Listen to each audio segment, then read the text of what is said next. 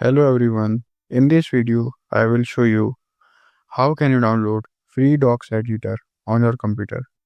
So for downloading that software, press on Window key and then search here Microsoft Store and then open it.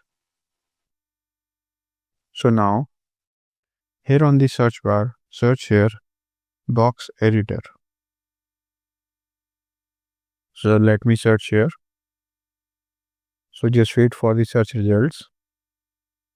So now here you can see Docs Editor Plus and Docs Editor for Windows is showing. Now click on this Docs Editor for Windows. So now by clicking on Get, you can download Docs Editor for Windows. This is available absolutely for free. So I hope this video is helpful for you.